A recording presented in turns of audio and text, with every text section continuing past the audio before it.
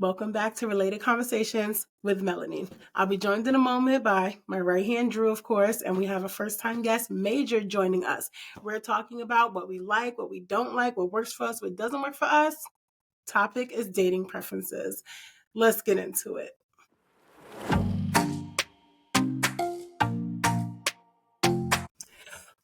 Welcome, Drew. Welcome, Major, for the first time. Nice to see you.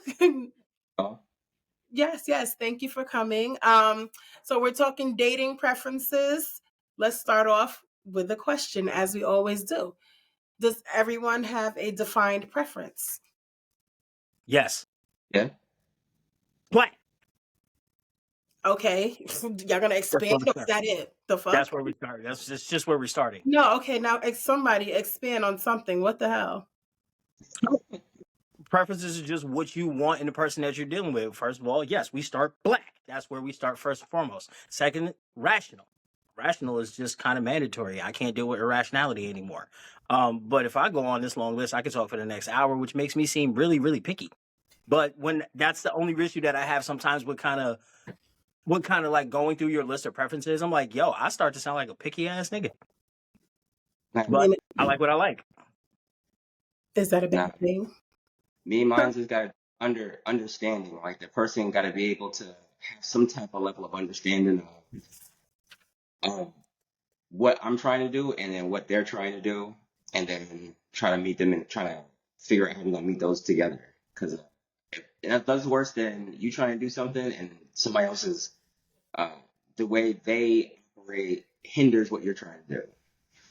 So when y'all meet people, immediately your preference is the internal. Like, what about the physical preference, or is that not as big of a deal? Once to getting to know them is more important than what they look like.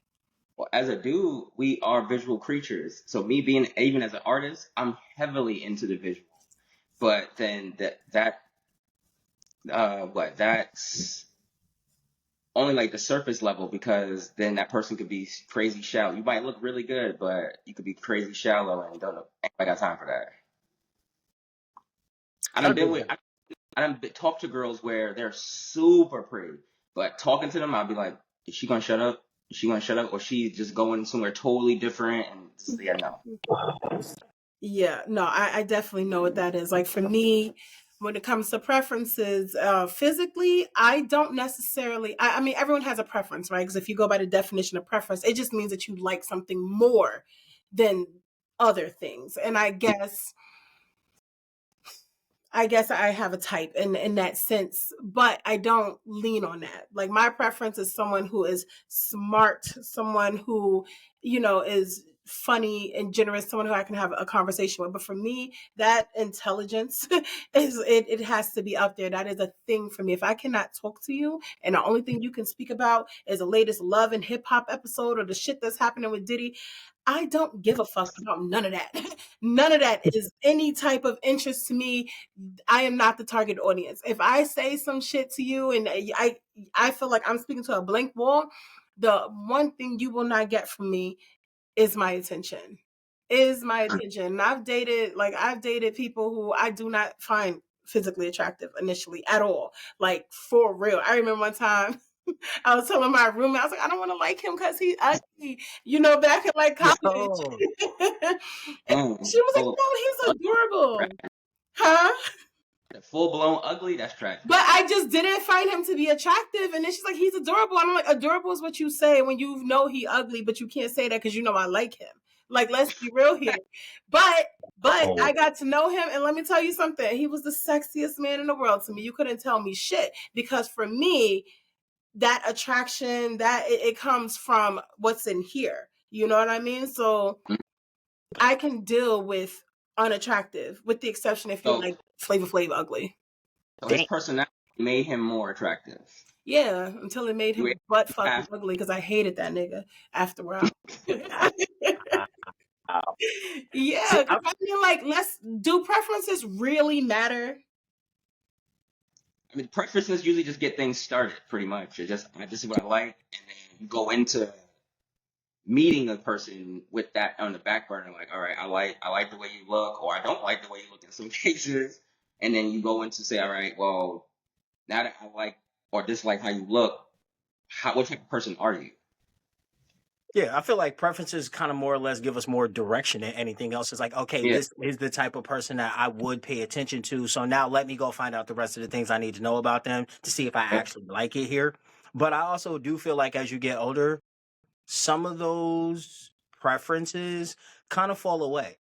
I feel like Yeah. I feel like when you get to a certain age, like some of those preferences that we had set before, they kind of fall away because you realize not only are you pigeonholing your your selection, but at the same time, some things just don't carry the same weight that they used to. Like Mm. I want to know I'm capable of actually communicating with you, getting over a disagreement and an argument rather than, what cup size you wear. That carries a little bit more weight to me as I got older. It's just like, I want somebody who I can speak with, I can communicate with, somebody I can get along with and have fun with rather than the right look. If you get what I mean. Yeah. So is the preferences like, it sounds like the growth that you're speaking of is just from like physical stop mattering so much. But what about the other things? Like, I think, and you can definitely disagree. I think if your preference changes outside of anything physical because life happens, you know what I mean? I feel like that's part of where I don't want to necessarily be alone, you know what I mean? Or I'm opening myself up to things I was once closed off to because I realize I'm going to have to settle for more. And then to cope with that, we're like, well, my preferences have changed. And it's like, well, they had to Yeah. because your options have lowered. And with lower options comes things that you wouldn't have considered. And now you're like, you know what? It ain't that bad. But did your preference really change, or are you settling to make more adjustments to finally get something? Because what it That's sounds what like, I'm saying. And I Yeah. yeah, think that's kind of a dangerous thing, though, because it's like, yeah, you can always date someone who is not your preference. I don't recommend doing that because at the end of the day, what you're kind of saying is, I am something that was different for you. So maybe you were curious about me, right? But mhm, I'm never going to be the thing that you have. Like, I know a guy who dated this girl. He is an ass man. All right. This nigga, if you ain't got a big booty, he can't even look at you. And for some reason, this nigga started dating this girl who was, and when I say she had no ass, I seen a picture. I said, oh, you really went like whoa to the left. You know what I mean? Like, it was insane. But he had an issue with it, and he said certain shit to her, like let's like things to help her grow her ass. I'm like, sure, you did it from a place where you wasn't trying to be vile or disrespectful or hurtful, but all you're doing every time you mention this thing that she don't have that you want is letting her know that while she's here with you, she's not what you want. You know what I mean? And it's just like, Yeah. I think that you can have a preference, but if your preference overtakes you that much, then maybe don't step out of it. right. You know what I Well, if mean? you like that towards the person, then yeah.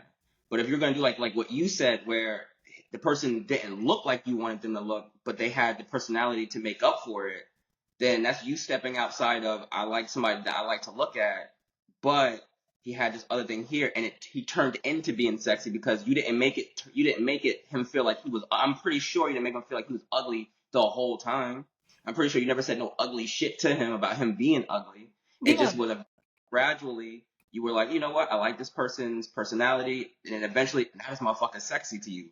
So now it's not bad to step out. It's just more of if you do step out, you can't be that asshole person to the next person. Yeah. And I Yeah. think there's also a difference between when you have a preference that's like a hard line for you. Like for me, I've never dated for looks. You know what I mean? I can always have a judgment for somebody if I think they're attractive or not, but that's never been a barometer that I'm grading people on to get to know them. Because Mm-hmm. as cliche as it is, like beauty is on the inside, but it really is. You know what I mean? And I feel like that.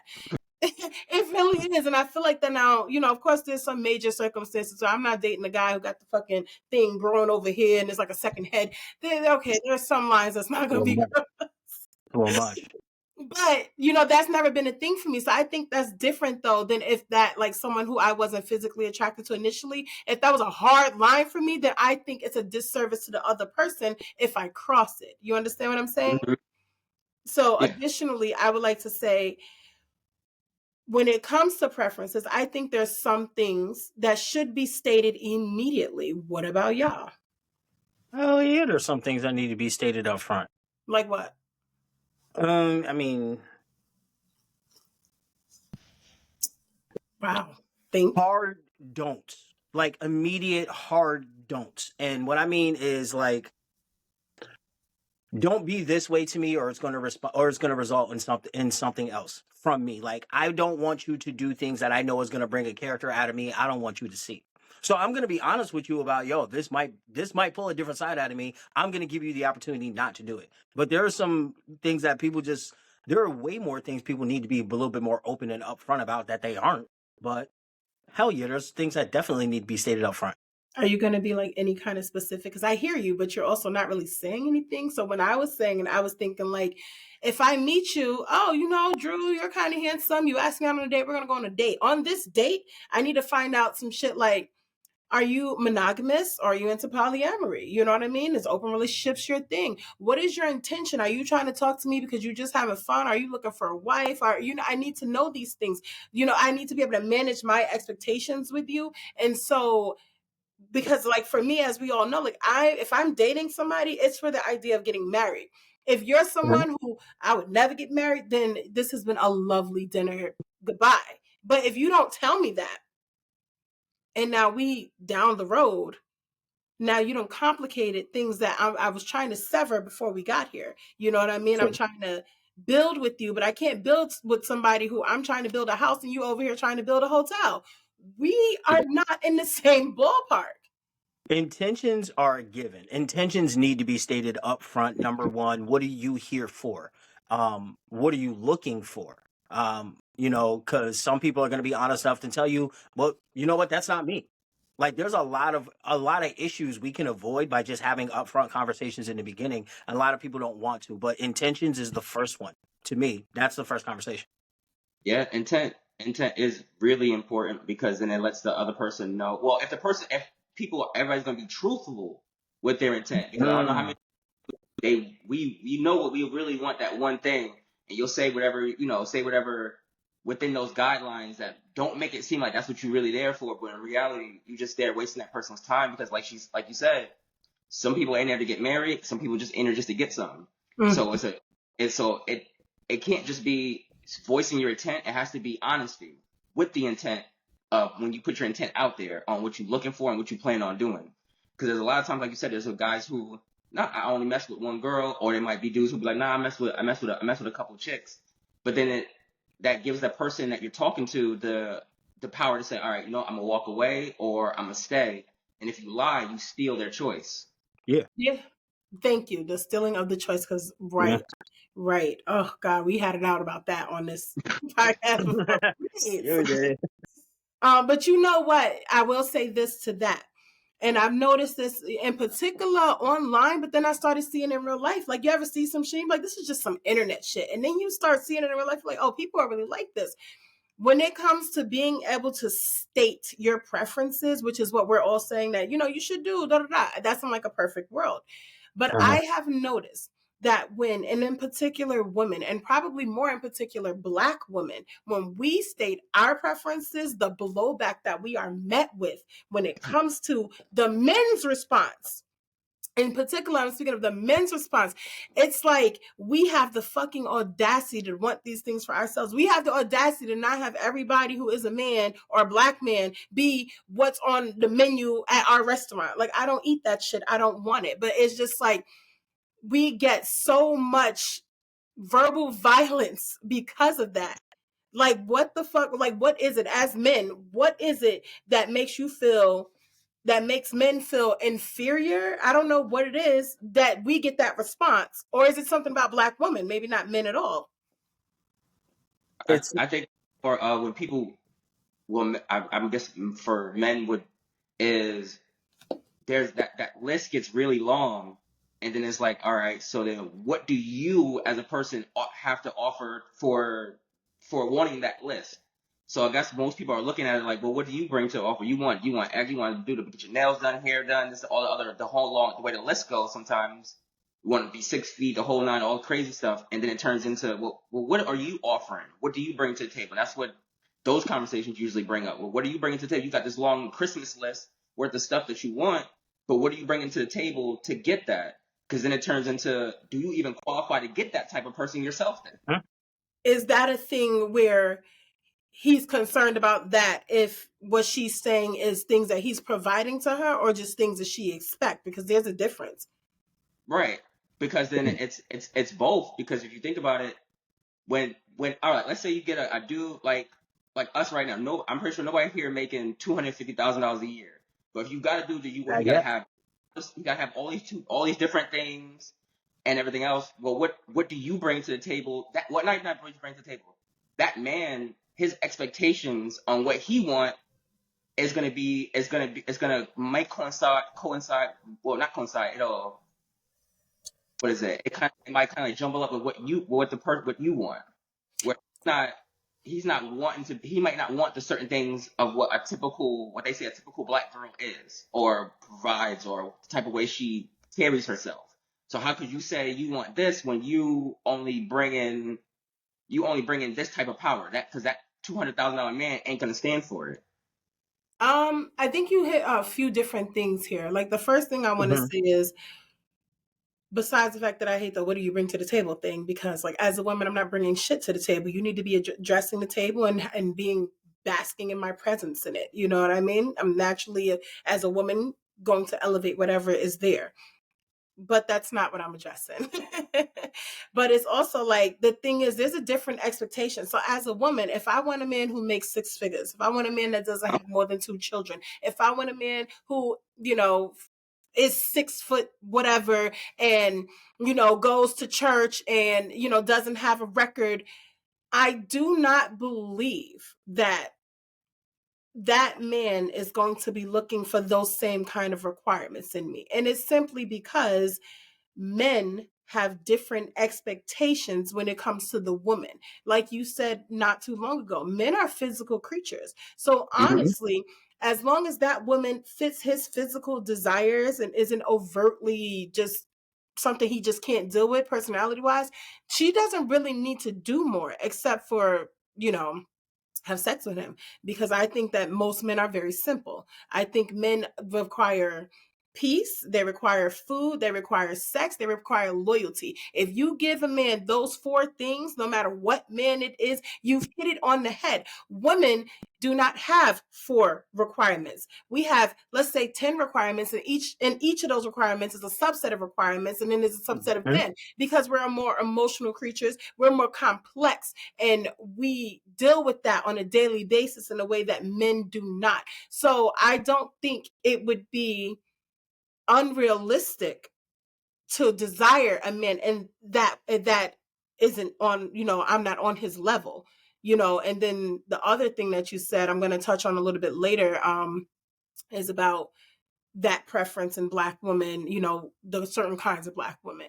But as a man, when it comes to a woman, if you meet a woman and she's a waitress at Denny's and, doesn't live in the best neighborhood or makes the most money, but she's a good girl, she's nice, she's got things that she wants to do, what part does that play into it? Or do your preference not allow you to entertain her? I'm asking both of you. No, it does. It's just like you said, what's looked for on both ends is completely different. Like women Yep. look for certain things out of men, men look for certain things out of women, which allow us to live differently when looking for those things. You don't have to come to the table with a plethora of options as men and oftentimes are. Going back to the original question, I personally feel like the reason why you catch so much blowback, and correct me if I'm wrong, just my opinion, just throwing it out there, feel free to throw it back.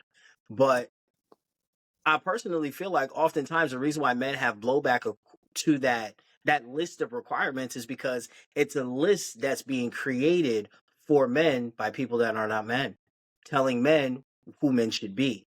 I feel like What? that. Listen, let me finish. Yeah, Let me because finish. go ahead. Oftentimes, and as of right now, is that not what we're dealing with? Oftentimes, with women telling men what men should be doing, how men should be treating women, but yet that list of requirements is coming from women. It's not coming from people who know what it takes to actually be a man and actually achieve those things. Let me finish. I'm not done yet. So if you have a list of things that you need your man to actually be, to sit at the table with him. And this is why we're looking at it this way. And I'm not saying this is men that's had blowback. I understand and respect the fact that everybody's got their own preferences. Whether I fit the bill or whether I agree with them is completely different. But if you're going to have a list of things that a man is going to require for you to be able to sit at the table with him, you need your man to do this, have this, do this, be this, and all of this. The question is, why are you telling me what a man should be when you have no idea what it takes to actually achieve those things? Well, first of all, to start, hold on, Major, please. You're going to have to sit back for a second here. She's not telling him what a man should be. When you're saying that we're talking about the preferences, she's talking about the man that she has in her life, what he should be providing to her. That is the thing that she is going to be expecting there. This is what is laid out. And if you can't cut the bill, then you don't. And unfortunately, it's like, why would another man be telling you what to be for a woman when he's not the one dating you? The woman is the one receiving it, and not for nothing. And y'all can take offense to this if you want, but too often most of you niggas fall short on that. Y'all are not the great boyfriends, husbands that y'all think y'all are, because you're living up to the standards of other men. And you niggas fell as a unit. You should take the time to listen to what the fuck. If this is the woman you decided to be with and she's telling you what she required and she's not being outlandish, because obviously you need to use some discernment, then that is where you should be taking your cues from. Don't be talking to the internet. Don't be looking at fucking dating books or listening to them niggas in the barbershop. Is this woman right here who's telling you who the hell do you think these people are listening to? What she needs and what she expects. And if you can't give that to her, say that shit and leave. If she's being unreasonable, I recognize that shit and leave. But there's no way in the fucking world that a man should be listening to another man about what he should be doing when it comes to the relationship. Because most guys are not telling other guys, buy her fucking flowers. Take her on this trip, romance her. And y'all downgrade that, but you don't understand that those are the things being done that makes a woman want to stay in a relationship. That is what makes them happy to be there. We will deal with a lot of shit if we feel like our heart is being tended to, and that is the way of doing that is with romance. My question is, I think y'all get a lot of blowback because I think you answered your own question. Why? You just said men got 4 things to keep us happy. Y'all got 10 with subcategories. That's why y'all get so much blowback. Why we only need 4 things to be happy, and none of that require your finances, none of the other stuff other than just I like the way you look. And if you see somebody else that look better than me, will you stay with me? And I'm hungry. Can you make me something to eat? You go in there and make me a sandwich right quick? You know what I mean? Oh, and we fucking tonight too? Bad. Like, we happy. You just said that. We happy. But y'all got 10 with subcategories. Why is that? Why do y'all have so much that a man needs to do in order for y'all to feel comfortable within that relationship to continue with us? Well, there's 2 things to answer that question. One, the reason why there's so many things is because, and I hate to be the one to have to go back and say this, but because of the patriarchal society that was set up, men were the providers. So what you needed was to be able to provide money, and then you'd have a woman who'd provide everything else because you would be able to afford a wife. Do you understand what I'm saying? So now women, we have the autonomy to choose our husbands, to choose if we want to have a husband. And unfortunately, right now, whether we choose to have a husband or not, we are able to provide ourselves these things. And y'all don't understand what we provide ourselves. So there's no way in the world, like for me, I'm a woman, I provide myself with so much, everything, anything. There's no way in the fuck a man is going to come in and think that he's going to give me 4 pieces of all the stuff that I provide myself, because I'm giving me 15. You understand what I'm saying? So I'm not having less expectations for you that I have for myself when it comes to handling me. But then the second thing was, I was speaking specifically about Black women receiving the blowback, as if we're not in a position to be able to do that because we're just too bottom tier. We're the bottom of the barrel. We're not somebody that should preferences. We should accept what's given to us. That's what I was speaking to specifically, because all women have those preferences. And they say this shit about Black women like we have the nerve, but you think about like white women historically go after rich men. They are trained, literally. Them bitches go to college and their mothers like, go to college and find a husband. We're going to college. Let's start a business. We're trying to get generational wealth. There's a difference there. But we're the ones that's demonized for having the standards. We're the ones who's not being picked because how dare we have these standards? What is it about Black women in particular, although we are the most duplicated, We are beautiful. We are the standard for everything when it comes to the vernacular used around the fucking world. It's not even just in America. The way that people style their clothes, the way that people alter their bodies, the personalities that famous white women and gay white men they take and they try to duplicate, they are all uplifted for what we have and what we bring naturally, but we are being pushed down to say, you got the fucking nerve to try to act like you deserve this. Now, if you were Amber, you would, but no, Shaniqua, you stay down there. You get little Pookie down the street who done been to jail 5 times and can't hold a job for more than 2 months. Why is it that we, and even by our own men, have to deal with that? Oof. Like you still kind of answered your own question. It's still a society thing because it's not all men that think that way either. It's just No. I like few, but there are those that are always. It still goes back to the preferences. Why do we require so less, but you guys require so much? It starts to seem like it's lopsided. Like, dang, it don't take me so much to be happy. You give me these 2 bags of chips, I'm good. Versus I'm straight.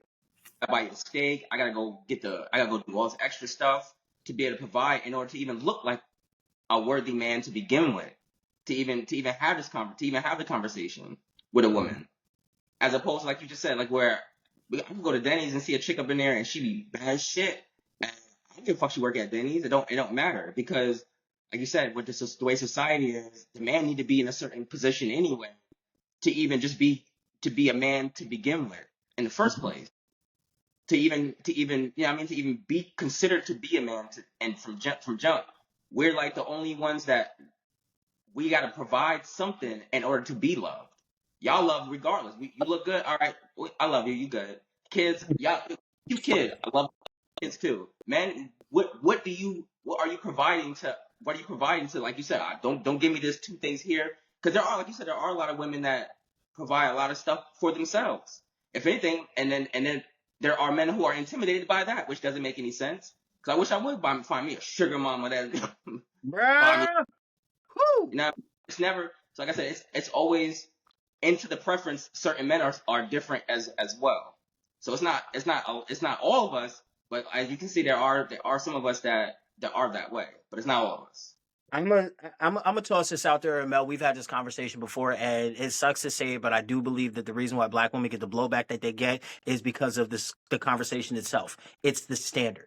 It's the fact that Black women hold men to a standard, in which many other women actually don't. Just don't.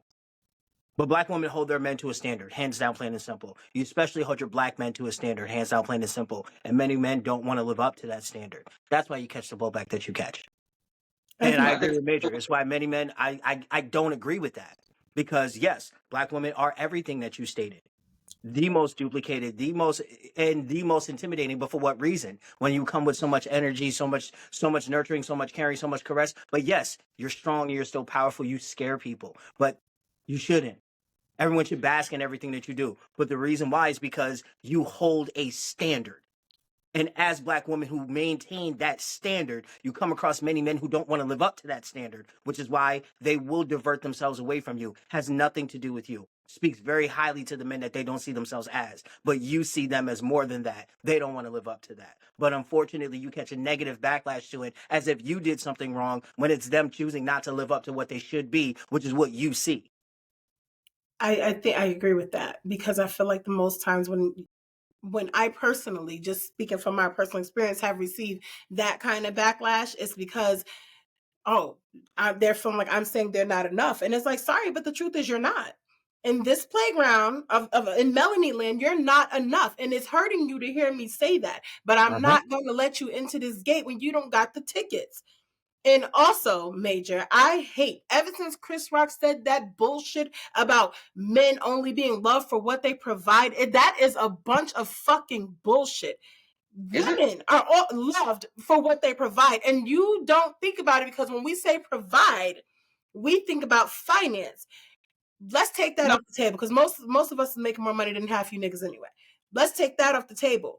Men will be loved for existing. There are men who contribute nothing to their households, nothing to the romance in their marriage and dating relationships, whatever. And they are still taken care of, tolerated, loved, housed, thought of, all of that. If you meet a woman, and she is a lazy ass bitch. This bitch don't cook. This bitch don't clean. She don't want to get on top when y'all fucking. She ain't never got nothing going on, and she just lazy. She don't want to work nothing. She don't want to work around the house. She don't want to do the laundry. She don't want to take care of the kids. You're not staying with her. Most men, they're leaving because men you guys have been conditioned to get comfort from partnerships. There's no way you're living with a woman and you're coming home to a house you still got to clean every day.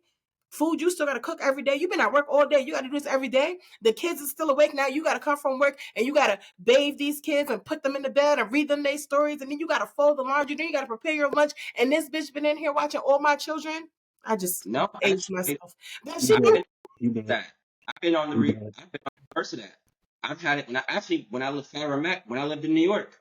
At one point, I didn't work because I was working with my dad, so I didn't have a job at all. I was working doing the art stuff with my dad and everything. And my girlfriend was paying for was like a supervisor at wherever she was working at. She made more money than even I was making when we were working at the same place. She was making more money than me when I was working there.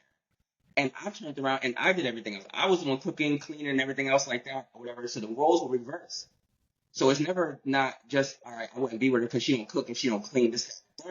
It's just a matter of, I think it's a matter of how each individual relationship goes, because it's never always going to be 50-50. You're never going to find a chick that's going to do every little thing that you like.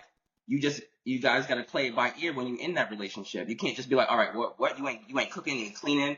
I know she don't never get on time.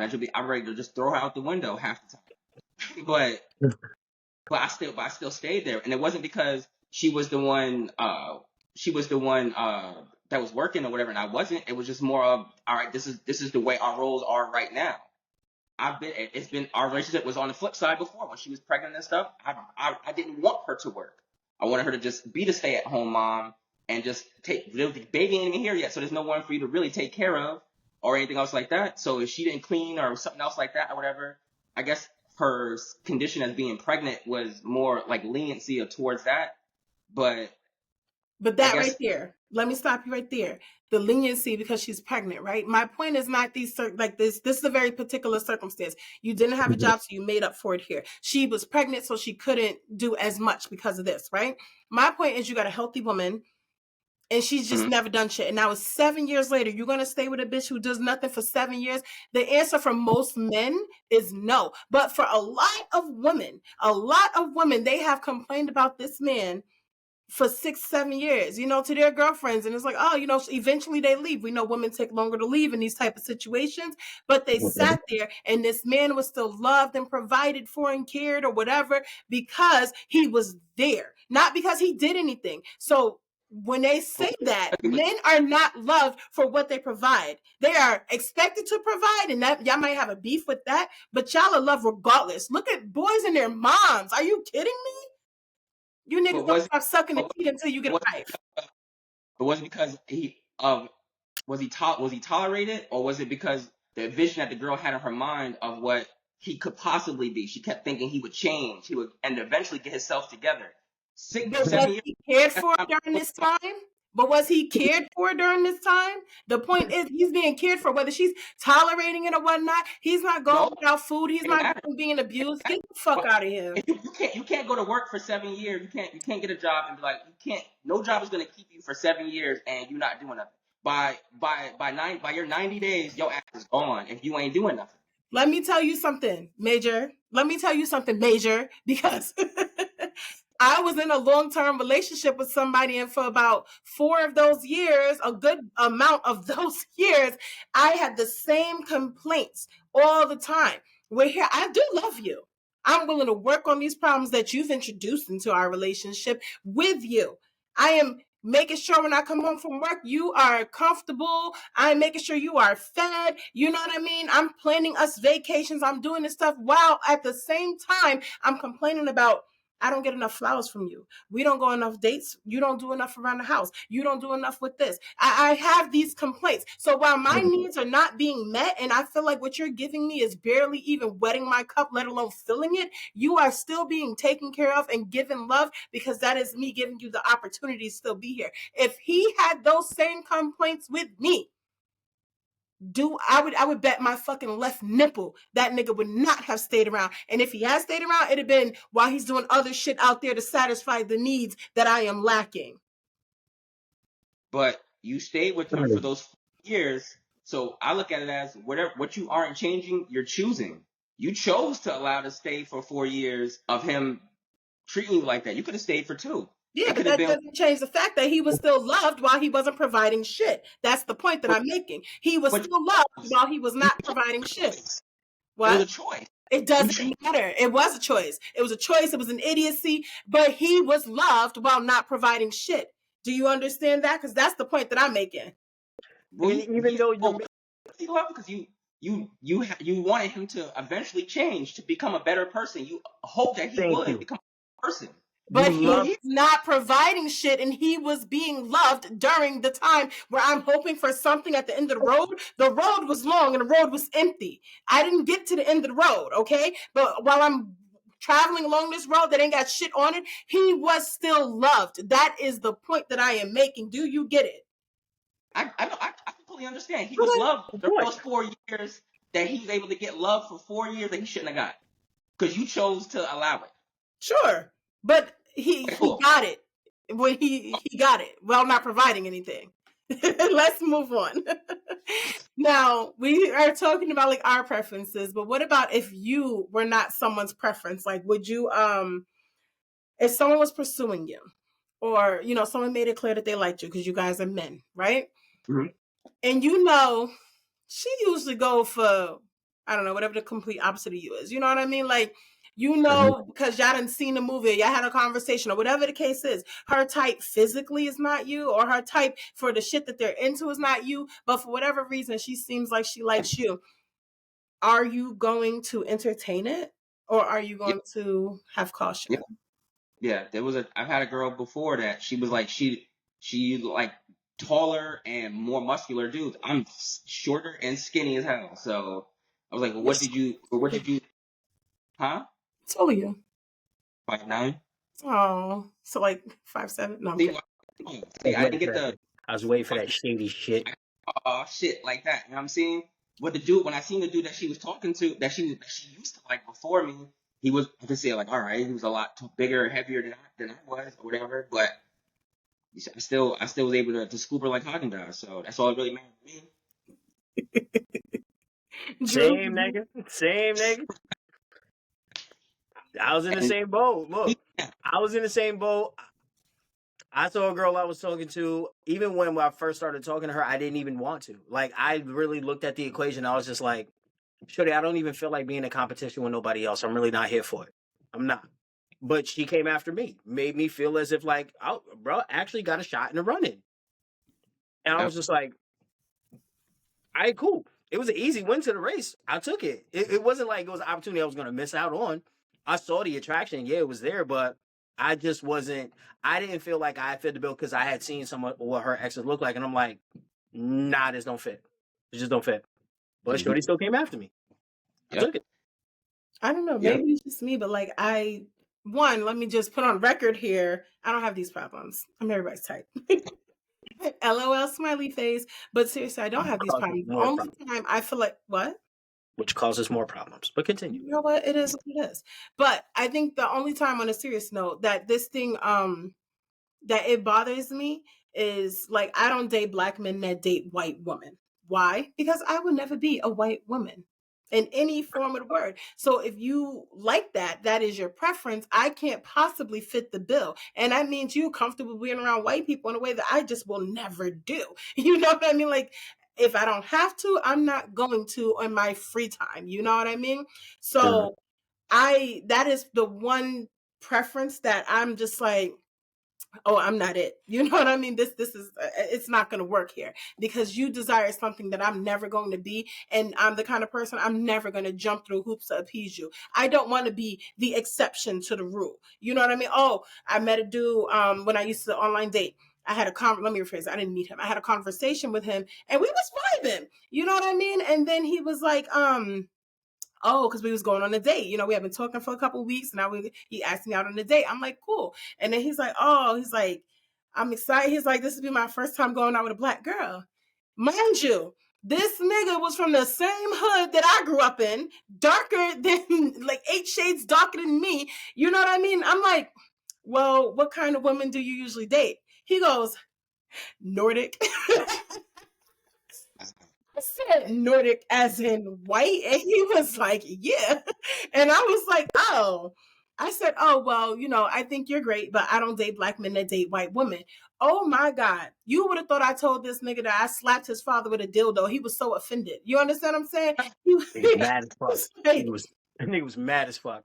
He was like, my parents taught me love is love, baby girl. Like, that's stupid that you would judge somebody based on dating because of the color of their skin. I'm like, and I respect that you believe that, but I don't. So this has been great, but I'm not the one for you. And this nigga, before he blocked me, he said, Dr. Umar is wrong. And he blocked. Yeah.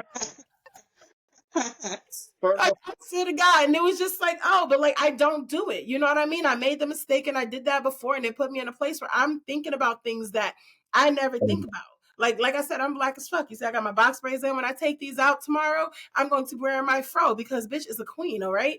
But if I'm dating this black guy who constantly, historically has dated white women, now I'm questioning, what does he think about my natural hair? Because that, for some reason, our hair is a topic of conversation.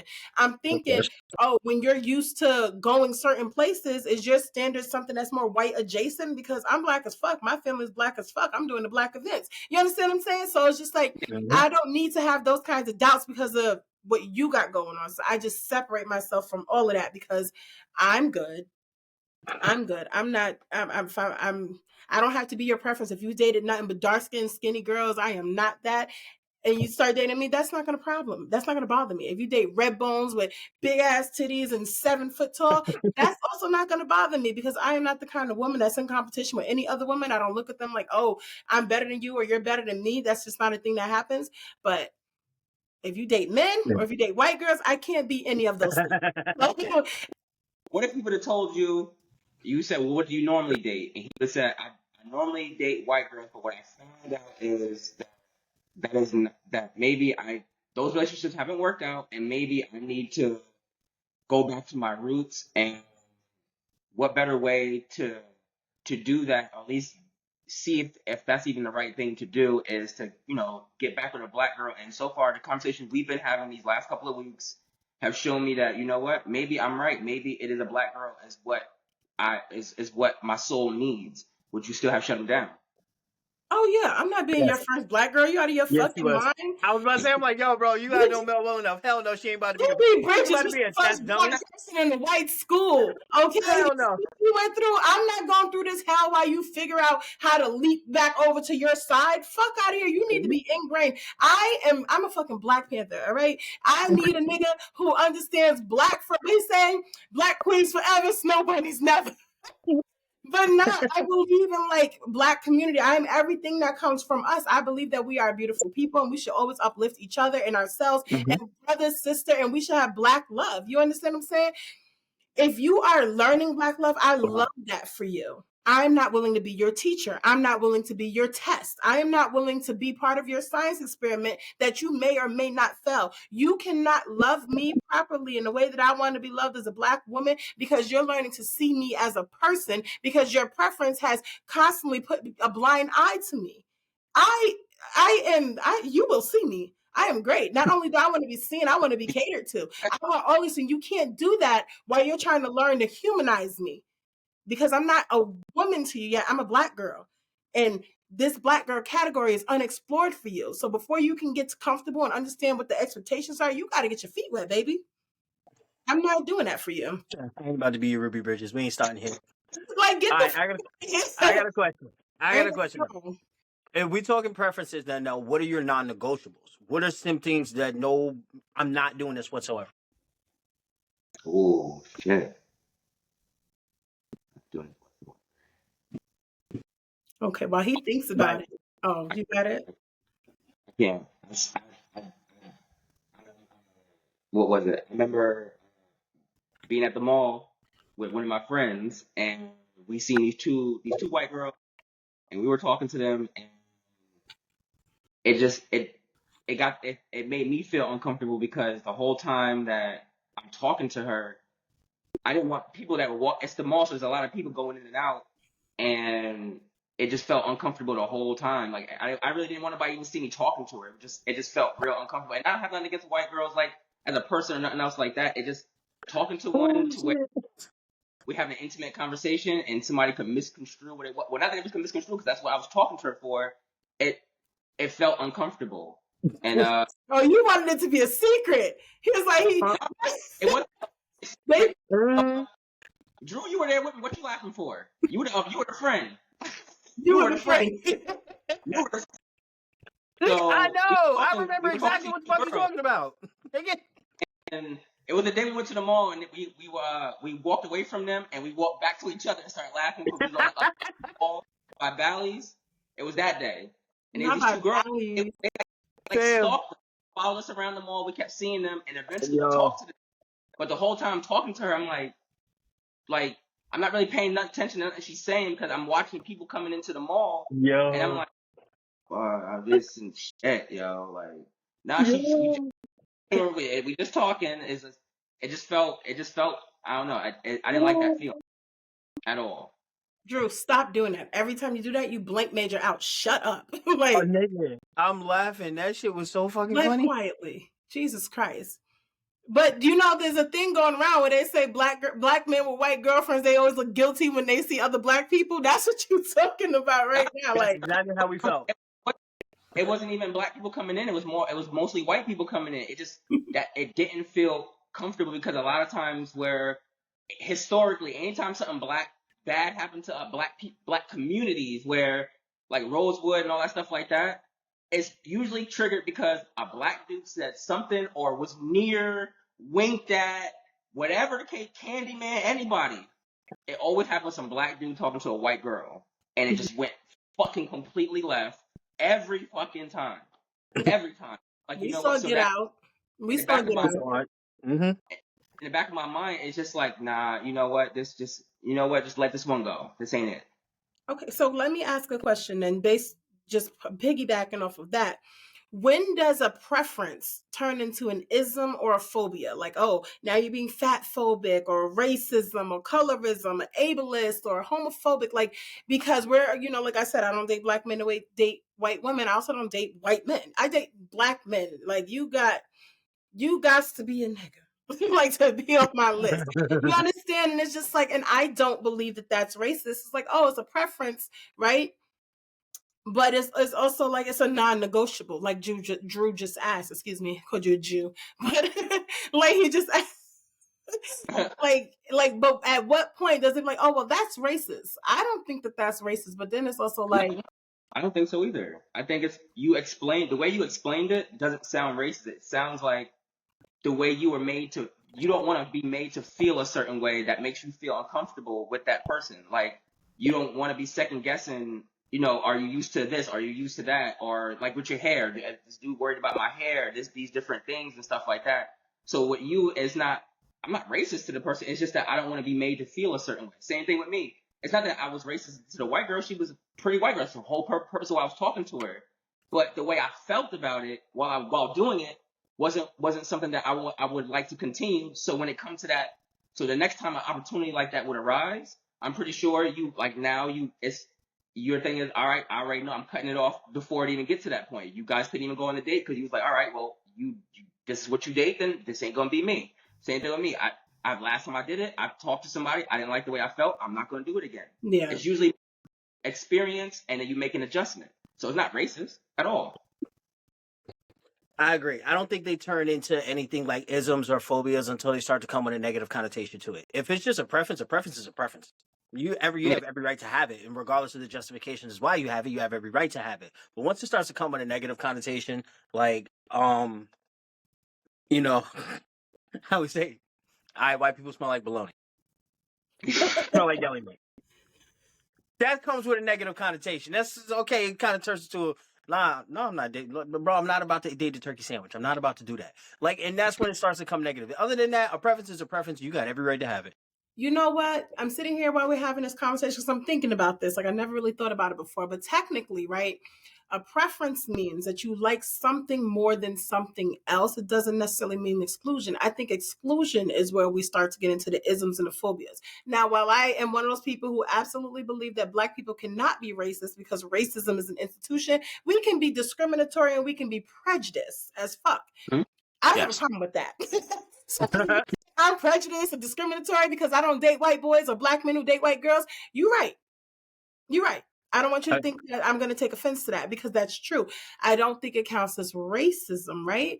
But if we're talking about like exclusion, then that means like as a woman, I'm not dating like a bisexual man. And it's like, oh, well, then that's rooted in homophobia. You know what I mean? Because it's not that I choose to date straight men over bi men. I don't choose to date bi men at all. And it's like, well, what's the reason for that? And my thing is, I'm not going into 1,001 reasons for why that is. It's the bottom line is nothing that's going to be said in this conversation is going to change that. You know what I mean? The same way I'm not dating somebody who's missing a front tooth because teeth are my one physical thing that I just cannot get around. I'm not dating a man who likes men. And it's like, oh, is that homophobic? No, I don't know. I don't know. I can't say it's not. no, I don't think so either because it's not like you. It's not like you saying I don't like that person. I don't like them as a person. It's just that I don't. I would rather not prefer myself to again have to deal with stuff because it's bad enough. You got sometimes women or anybody, women or whoever, man, whatever. You always think of, all right, does this person is interested into, they have a type or whatever, and you see that. But now the type done doubled now. So now you got to worry about them with men and women. Right. So now it's a problem that you don't want to have.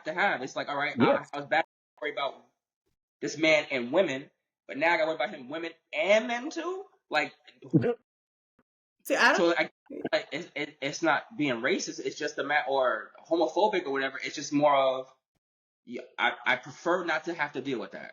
Would you date a bisexual girl? Yes. Most girls are gay anyway, so yeah. Yes. Anyway, let's move on. Let me switch the subject. Or women. What's the way to put it? I mean, I'm letting y'all have that. I'm moving on. No fucking comment. I'm plead the fifth, whatever you want to call it. All right. So now, do you date with the intention of having to teach your partner? Like, we have our preferences for what we like, but are you willing to teach this person? I'm gonna Teach them have what? Okay, one at a time, boys. Drew? I'm gonna have to. I'm gonna have to teach them me bare minimum. Expand. That person is just now coming into my life. Can they learn me on the fly? Absolutely. But nobody learns anybody on the fly at this age. You teach people about you, especially people who you want to stay around. So if you have this person that's in your life now, you actually want them to stay there, you're going to teach that person about you. You're going to want them to know you faster. So bare minimum, you're always going to have to teach that person who you are. I mean, but like, what are you willing to teach them? Like, just give me like a category or two. Like, what is it that you're willing to teach them for y'all's relationship?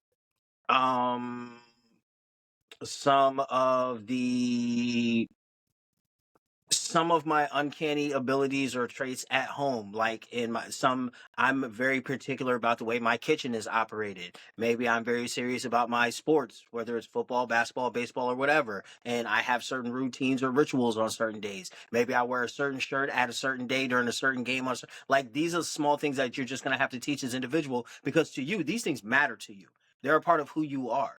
And you don't want somebody just coming in and whether they learn them on the fly, because if they matter to you, you have to teach them to that person with that same level of care, or that person really is going to carry that same amount of weight. Just because it left your lips doesn't carry the same weight. But you have to show them, look, this is something that matters to me, and this is how I do, X, Y, and Z.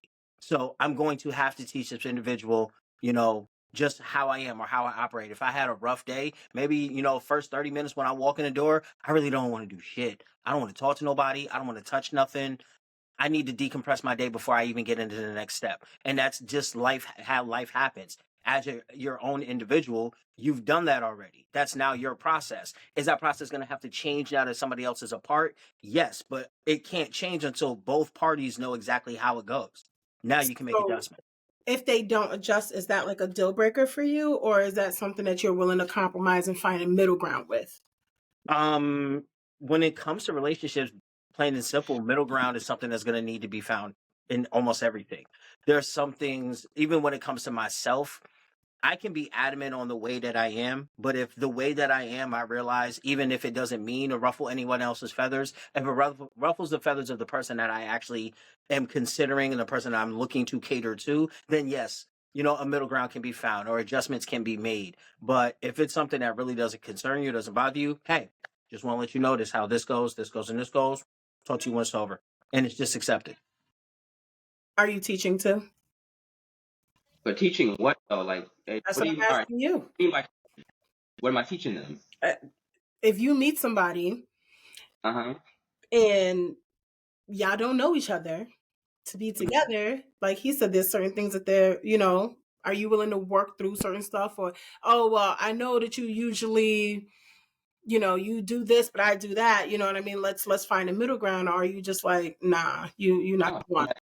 yeah, then I have to side with Andrew on that one. So then, yeah, you're gonna have to teach the person certain things, like there might be a certain food that you like or whatever, right? And they make it too, but then there's a certain way you might like it to be made a certain way. So then you gotta teach that person, hey, when you make this, can you make it this way when you make my plate or when you make mine or whatever the case may be, or certain things like that, unless I'm always willing to work with the person unless they got some crazy ass habits like where, maybe they bite their toenails and then they chew them. We can't do that.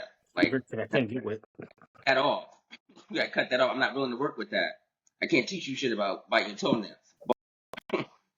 But for other things that make sense, yeah, of course. And I think if you gonna go into a relationship and not willing to teach the person about you, then there's no point in even getting into any relationship. Period.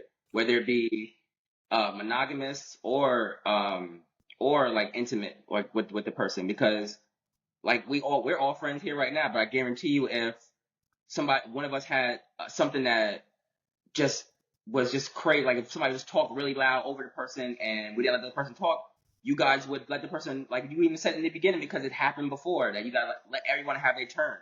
So you already taught me as the new person, like, look, this is how we operate or whatever. See, and we just friends. So you already taught me that. All right, this is how we do our thing or whatever. This is how we operate. So if you gotta always be willing to teach the person that you are willing to invest time in, whether it be 10 minutes, 20 minutes, or whatever the case may be. If you're going to invest time into that person, you got to be willing to teach them. If not, don't even bother. See, I'm on that end. I'm on that end. Like here, and this is the reason why I do believe I agree with you guys. And like, people don't know you.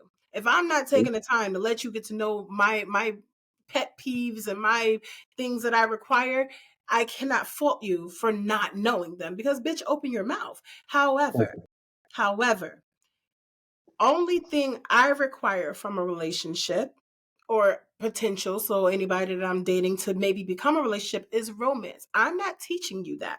If you are not a naturally romantic person, I believe that's one area where you got it or you don't. It's like the niggas who you know math or you don't know math. You know what I mean? I can't teach you to be romantic because what's going to end up happening is you ever hear the girl say like, "Oh, I want flowers, but I don't want to ask you flowers, but I want you to get me flowers." I'm going to constantly be living that reality. I don't want to tell you to romance me because it's not romantic no more.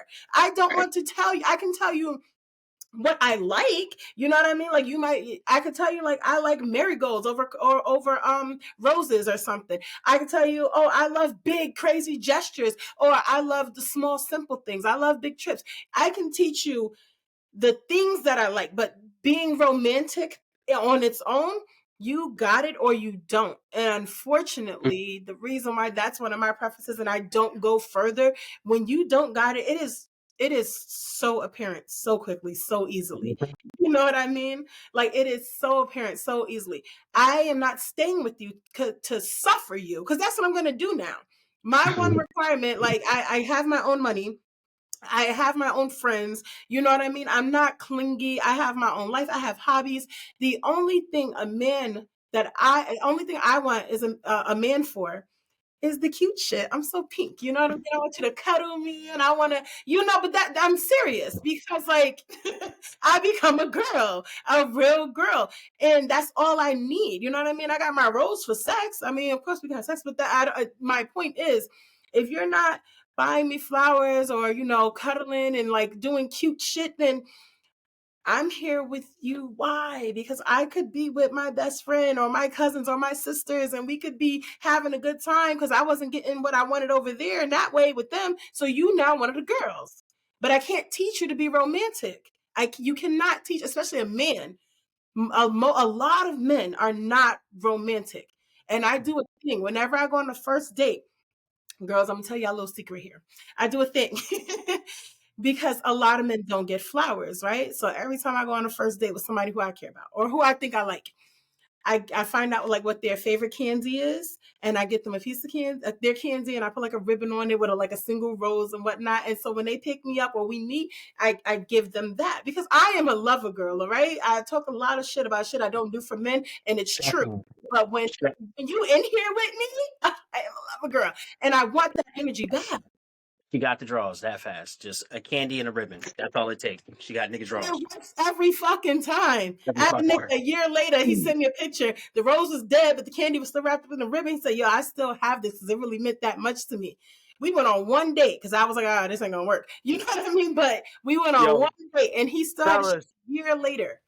Fellas, stop being so easy. That's crazy. But it is that easy, Drew. That's the point. It is that easy. And a lot of men don't go that little step. It's not even a mile. It's that little step. It would have made the whole difference. Imagine you go pick up a girl and she like fucking Snickers.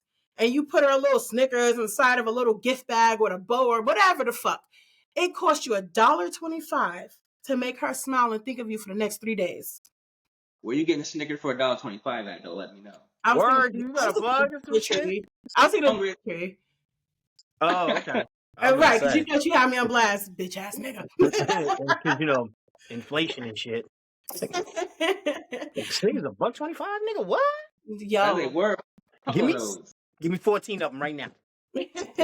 But all right, so in light of this, with me like saying like men are not naturally romantic, a lot of them, when it comes to preferences for like with women, when it comes to men get a lot of flack. You know what I mean? Like y'all get a lot of backlash when it comes to not meeting our standards. Like Drew said, y'all don't meet a standard of this person and now it's just nixed. Like, is the backlash from women valid for men? To an extent, but I think it's the way society has changed now is why it, like, for example, a lot of the stuff that men needed to do before, we don't need to do no more to get the draws no more. Mm-hmm. So now there's like that shortcut. So now everyone's willing to take the shortcut now because you ain't got to really do that, right? It used to be like, think, for example, before Facebook, you want to talk to somebody, you had to go and meet them. You had to go, if you never see them in your vicinity, you didn't know this person existed. MySpace show up, now, oh shit, that person page is the shit. All right, I like her. I'm gonna like this girl. I like that girl. I like this girl. I like that girl. Mm-hmm. And then now it turns into, now I only used to be, when my girl get on my nerves, I had to sit there and deal with it. But now I got Facebook. I can go talk to this girl from school, that person from work, this one, that one, this one, that one. I could do whatever I want to, and she gonna talk to me nice. So I'm gonna go and change for that person. So then your options make you act a certain way because now you have access to shit you didn't have access to before. So now we get a lot of flack because we're not doing the shit we did before. We don't need to buy flowers no more. We don't need to open the door. I can call you an Uber. I don't need to come pick you up. I can Uber some shit to you and have you come to my house. So it's just a matter of a lot of the conveniences that were introduced to us make us sloppy. And I don't think that dudes should be cutting the corners neither, because we do. And I think, but I also didn't think there's also a flip side to girls who think that we shouldn't be like that either. Because like with my girlfriend now, whenever we do shit, she always like, why do you act like this is the first time we ever started talking? She's like, every time we do something, it's always like the first time we ever started talking. I'm like, because that's why a lot of dudes might get cheated on or girls look other ways, because they man do a lot of shit to get you, and then once he got you, it's cut off and he's not doing it no more. Yeah. And then if you want to keep doing it, now there's a question behind it. Why are you still doing this? Why are you still doing that? You don't have to do like that. You don't have to. We ain't gotta have marathon sex and do all other crazy ass shit or whatever. But in reality, if I stop and I pull back, now that makes the next dude who's willing to do it look so much fucking better, because I'm not doing it now, or I've slowed down, or I cut it off, or whatever the case may be. And I think we get a lot of flack for that. Yeah. It's on that one. I think yeah, definitely get a lot of flack, and Yeah, I think I think it's like you guys are also very harsh when someone isn't your preference. And I don't mean like you two, but I mean in general, like I said, and I don't even mean just for like Black women. Like I said, like, oh, you could have things like you got a lot of nerve having these standards, da da da, right? But men will be like, if you like skinny girls, why do you have to attack the fat woman? Why do you have to be like, oh, big bitches? You're not even dealing with big women. Why is this coming out of your mouth? So I think when you guys, there's a defense mechanism that kind of kicks in, right? Because that kind of discourse has been pushed to the forefront in like social media. You hear it all the time. So people start parroting it in real life. And now it's like immediately when a guy is talking about what he like, there's a PTSD tense up, because it's like he finna say something stupid. Because if you like mixed girls, you about to be talking shit about dark skinned girls. If you like short girls, you about to be calling tall girls Bigfoot. And it's just like there's an expectation of a negative backlash. And I think it's given first now, because also while that PTSD tense is happening, the estimation of the average man is also dropping in the eyes of the average woman. And it's like, we don't get respected when we don't fit your type, so men don't deserve respect. It's an extreme reaction to an extreme attack. Yeah. That's my thoughts. I don't think you're wrong either. That sounds very plausible. Most of the time when you hear somebody have that type of negative response to a particular demographic for whatever reason, like I don't think people realize that they are curbing the thought process on the other side for the rest of us. I know we say that. I know as men, I know we say the same all the time. Like, yo, the rest of you niggas don't make this shit hard. You make it harder for the rest of us, and a lot of men really do make it harder for the rest of us, because you do have men who have that negative response to women just because, yes, you didn't fit his preference. So there's no reason to degrade that woman, to disrespect that woman. Okay, she's not your preference, move along. But that level of response is now going to give that woman a hard shell for any man, even for the one in which she does fit his preference. And I don't think enough of us look at those actions back and forth. And to be honest with you, I do feel like it happens in both directions, men towards women and women towards men. Yep, sure does. And I think a lot of times both sides, they'll be talking shit about whatever it is that they act like they don't like.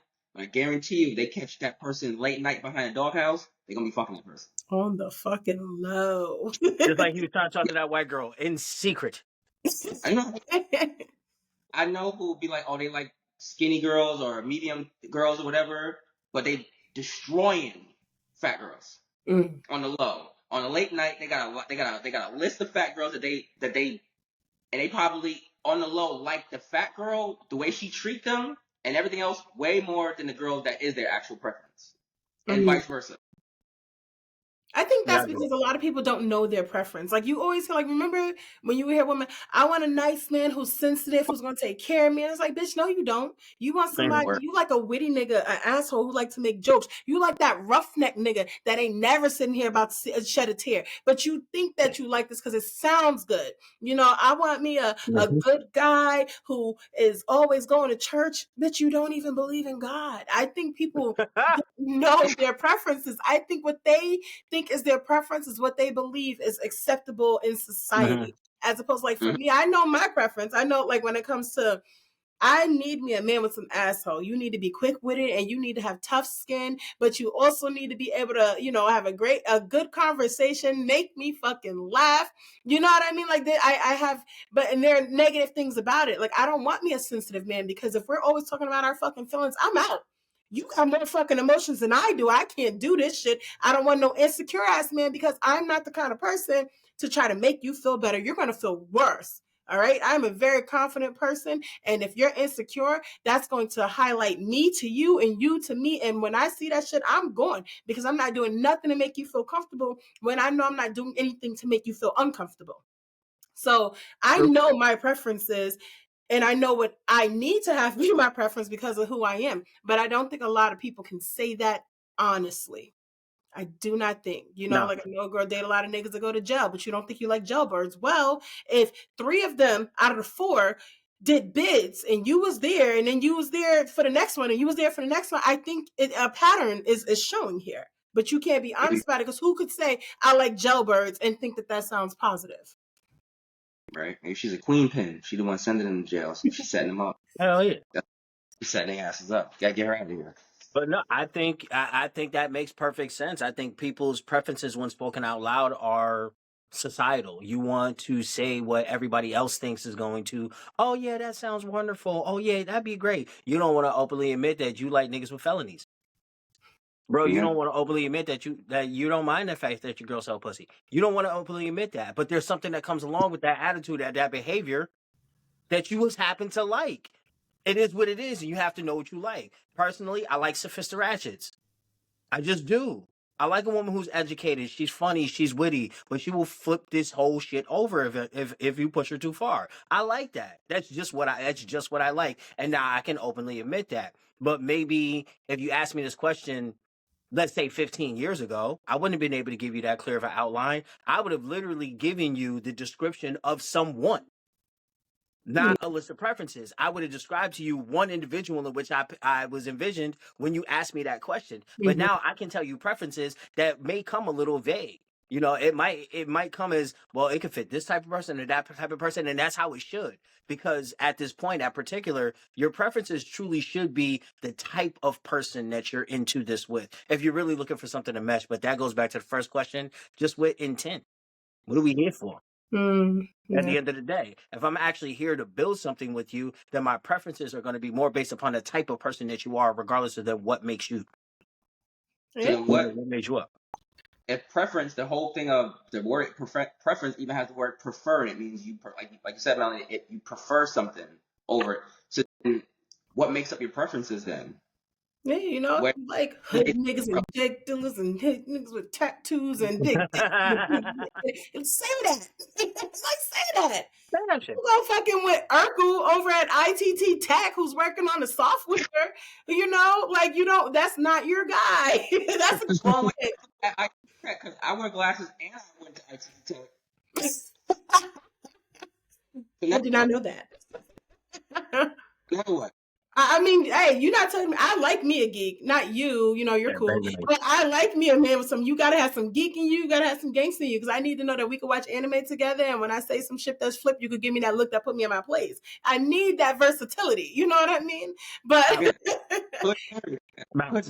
hey, I'm just saying. I know what I like. My last boyfriend, this nigga car got anime stickers on it. Okay, but that nigga fuck you up. That's my type. Like, that's my nigga. It's about balance. Hello, that's bad. No, I'm kidding. But one last question before we get ready to get out of here.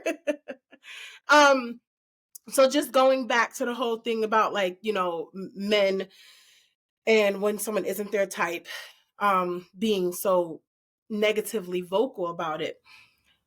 Do you think that is what causes so much discourse in the Black community in particular when it comes to celebrities in particular, I should say, like dating preferences and like Black men celebrities? Because whenever a Black man is dating a white woman, I feel like as a Black woman in the community, I don't like to have any type of disparage when it comes to men, women. We are one people. I hate seeing those tweets and those things. Oh, Black men do this and white Black women do that, or they this. Cut it out. But it does happen. And I think while I don't personally feel it, I understand when, let's say, Aaron Pierre, that's Mufasa with his fine ass, and then we seen pictures of him with a white girl, and it just like,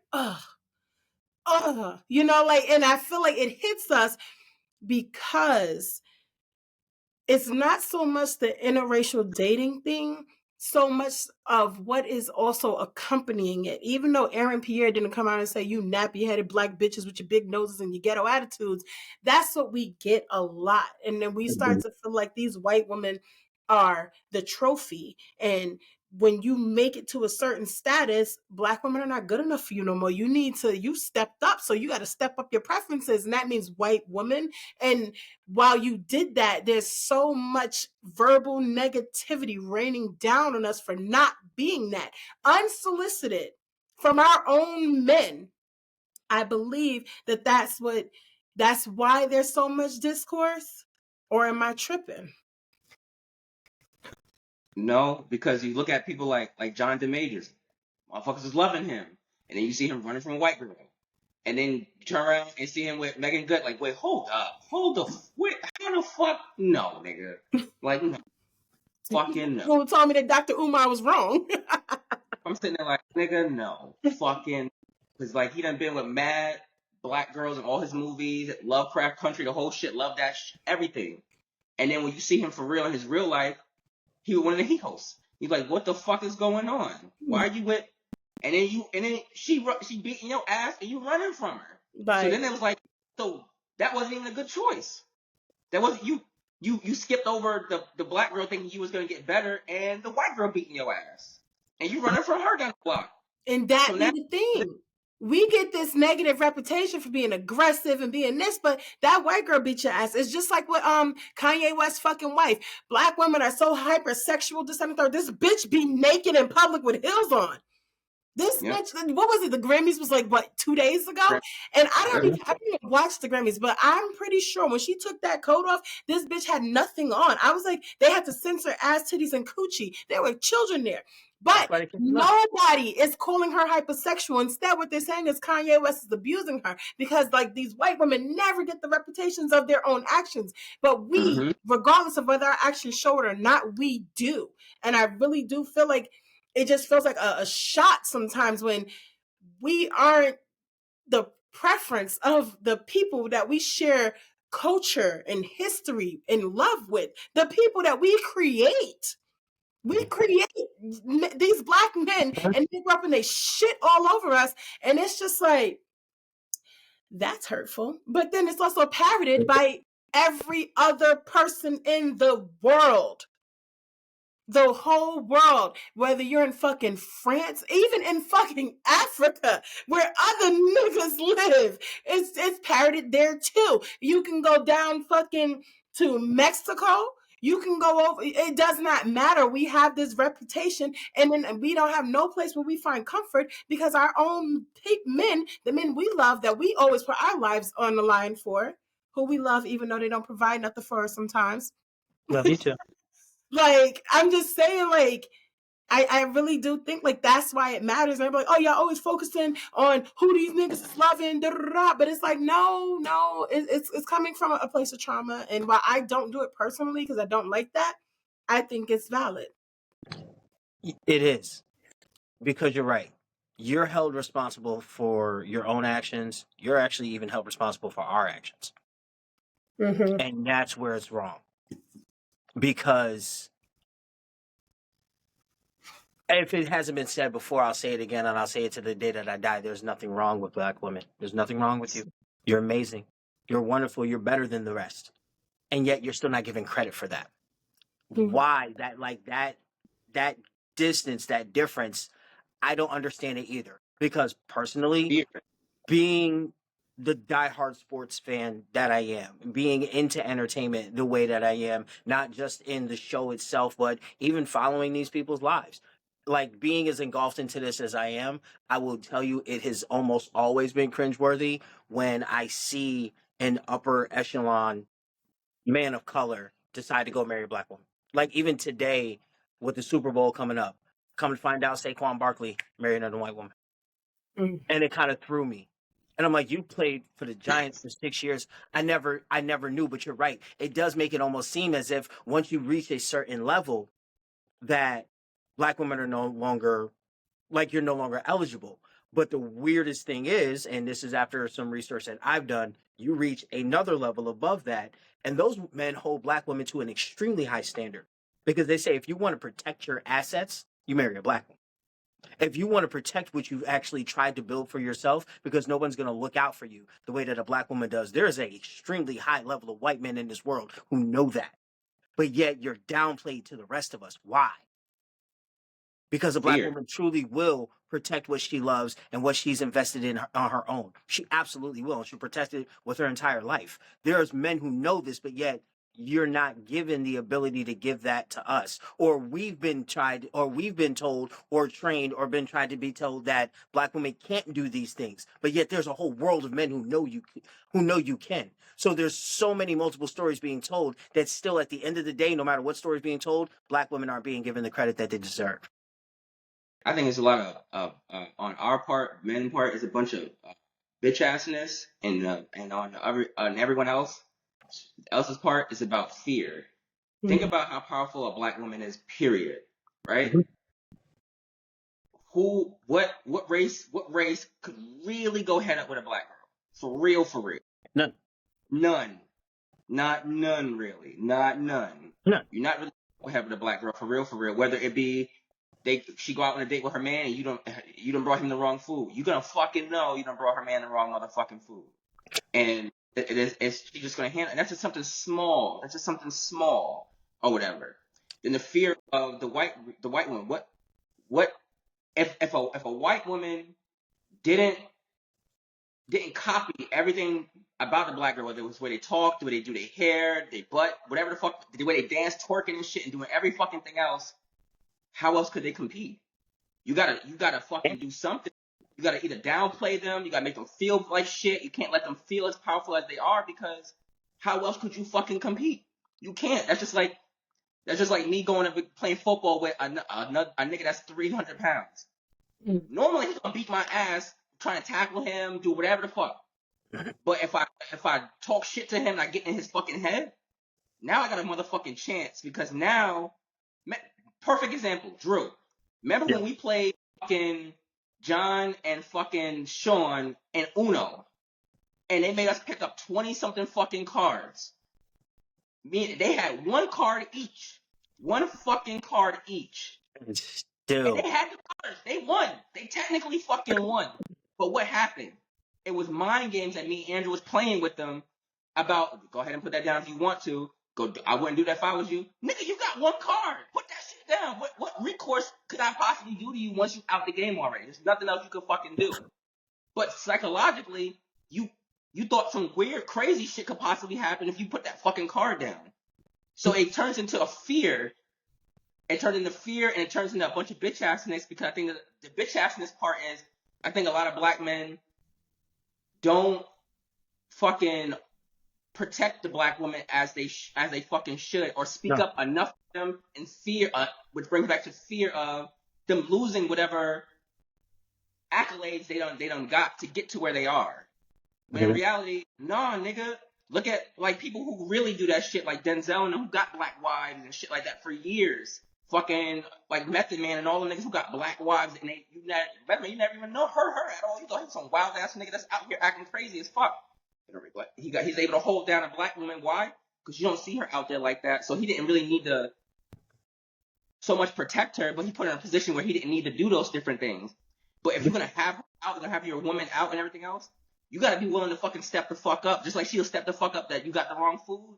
You need to step the fuck up for her when somebody ain't doing right by her. And that's where all the bitch assness come from. Say that shit. Yes, I think this is a great note to end this. Like, black queens forever, snow bunnies never. That shit's gonna always be funny. Dr. Umar, that nigga's the most unintentionally funny. He be spitting sometimes, but he be funny too. Nigga like, funny as hell. Oh my God. Shout out Dr. Umar. Yes. Well, I think this is a good conversation. So thank you for joining us, Major. You know, it's nice to see you again. It's been a minute. Don't be a stranger. Thank you for having me. Yes, yes. Word. So I'm going to let you guys go. Have a good night, Drew. Have a good night, Major. And we'll talk soon. Later, y'all. Peace. So that was our show. Thank you for joining us today. We are trying to gain 100 followers in 2025. So if you have not already, please go subscribe to our YouTube channel. It's obviously you're on it. It's YouTube at Related Conversations. Just click the little bell. You'll be alerted to any new episodes that we have. If you'd like to be a guest on Related Conversations, please DM us on our Instagram, which is at Related Conversations. And don't forget to follow us on all platforms, Instagram, YouTube, as well as our new Facebook account and our TikTok account, both at Related Conversations. We will be back in 2 weeks with our next episode. Thank you so much for joining us. See you then.